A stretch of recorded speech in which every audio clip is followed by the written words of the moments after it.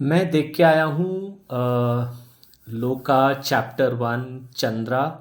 और मैं एक लाइन में अगर कह दूँ ना तो मलयालम सिनेमा जो अटेम्प्ट्स करता है ना, चाहे वो जब थ्रिलर बना रहे हों या जब वो ये मिस्ट्री फिल्म्स बनाते हैं, तो उनका कोई ऐसे जनरलाइज नहीं कर सकते हैं। लेकिन मलयालम सिनेमा का कम से कम हिंदुस्तान में कोई और सिनेमा, लैंग्वेज सिनेमा नहीं है जो उनको टक्कर दे सके। हम इस बात को मान लें। और अब जब इन लोगों ने ये एक सुपर हीरो सीरीज़ अटेम्प्ट की है और एक सुपर हीरो यूनिवर्स अपना बनाने की कोशिश की है, तो मैं ये इसलिए नहीं कह रहा हूँ क्योंकि मैं हिंदुस्तानी हूँ, बट आई थिंक लोका चैप्टर वन जो है ना, वो मार्वल की जो पिछली 5-6 फिल्में मैंने देखी हैं उनसे कम से कम 100 गुना बेटर मूवी है ये फिल्म शुरू होती है, एक लड़की है चंद्रा नाम की जो बैंगलोर में आई है स्वीडन से। और दिखाया जा रहा है कि वो अकेली रहती है, कुछ तो उसके साथ गड़बड़ है या परेशानी है, और वो नाइट शिफ्ट करती है कैफ़े में। और उसको रात की नौकरी ही पसंद है, वो भी ये कहती है। एक हल्का सा इंडिकेशन होता है कि कुछ है इस लड़की के बारे में।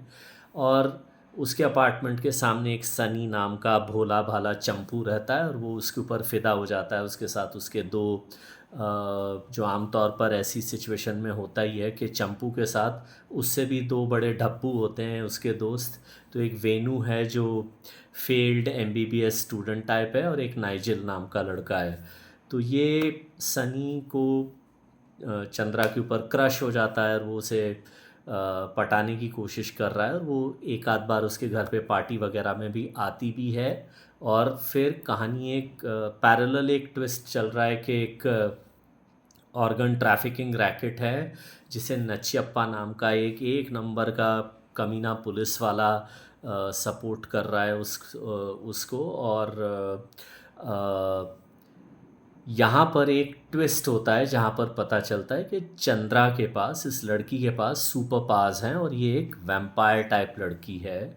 ये 10-15 मिनट में खुल जाता है, बस ये एक स्पॉइलर मैं दे दे रहा हूँ। हालांकि ये जगह जगह ट्रेलर वगैरह में या कहीं बोल भी दिया गया है।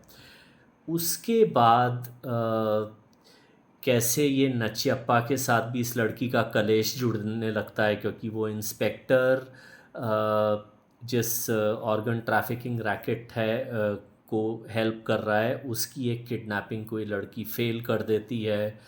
ऐसे तरह तरह के ट्विस्ट होते हैं, और फिर पता चलता है कि चंद्रा का पास्ट क्या है, और सनी के उसके साथ कैसे तार जुड़े हुए हैं। इसके अलावा और भी कैरेक्टर्स इंट्रोड्यूस होते हैं।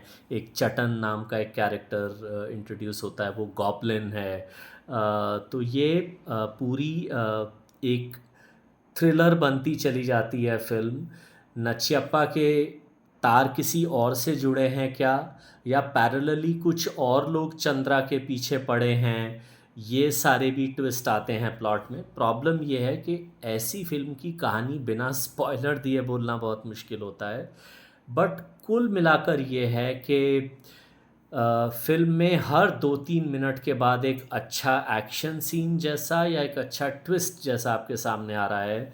फिल्म की background music, director Dominic Arun ने कहीं भी कहानी को ढीला नहीं पड़ने दिया। 2.5 घंटे की फिल्म है बॉस, और 2.5 घंटे की फिल्म में आपको कभी भी नहीं लगता कि अब आप बोर हो रहे हो या कुछ है। कॉमेडी जैसा मैंने कहा बहुत अच्छी है, जहाँ पर एक अब ये लड़की वैम्पायर है, और हीरो गया उसको मिलने रात में, वहाँ पे तोड़ फोड़ हुई है, और हीरो तो घबराया हुआ है कि क्योंकि उसने उस लड़की को, लोगों को काटते हुए और वो सारी चीज़ें देखी हैं। और इधर उसका ये जो दोस्त है वो सोच रहा है कि वो कुछ नाइट आउट मस्ती करके आया है, तो वो जो हीरो बोल रहा है उसको ये अपने ढंग से समझ रहा है। वो जो एक कॉमेडी सीन है, ऐसे कई कॉमेडी सीन्स भी हैं इसमें। कुल मिलाकर जो मैं कहने की कोशिश कर रहा हूँ ना, कि एक टोटल एंटरटेनिंग फिल्म जो थ्रिलर भी है, और उसके आगे के पोस्ट क्रेडिट सीन्स में दुलकर सलमान की एंट्री है, वो कुछ कुछ मुझे नहीं मालूम आप लोगों में से कितनों ने blade the vampire slayer movie देखी है वेस्ली स्नाइप्स की। नहीं देखी है तो देखिए, अच्छा एक्शन करते थे वेस्ली स्नाइप्स। और वो हल्का हल्का उस कैरेक्टर से इंस्पायर्ड, वो जो स्टार्स फेंक के मारते थे ना वैम्पायर्स को वेस्ली स्नाइप्स, वो स्टार जैसे ही काटता था वैम्पायर को वो डिसइंटीग्रेट हो जाता था। वैसी एक वैसा एक कैरेक्टर लेके वो आए हैं एंड में, ताकि जब चैप्टर 2 चैप्टर 3 जो भी आएंगे, वही बोलने की बात है कि एक होता है कि आपने कम बजट में अच्छी फिल्म बनाई जैसे वश 2, और एक आपने भले पैसा लगाया लेकिन फिर प्रोडक्ट भी ऐसा बनाया जो देखने में मज़ा आए। तो मेरे जैसे सिनेमा को एंजॉय करने वाले इंसान के लिए ये संडे एक बहुत ही हैप्पी संडे हो गया, क्योंकि एक संडे को अचानक आप दो बढ़िया फिल्में देख लो बड़ी स्क्रीन पर। ये आजकल बहुत रेयर हो रहा है। तो आप में से जो लोग सुपर हीरो मूवीज़ फॉलो करते हैं, मुझे लगता है उनको ये फ़िल्म देखनी चाहिए।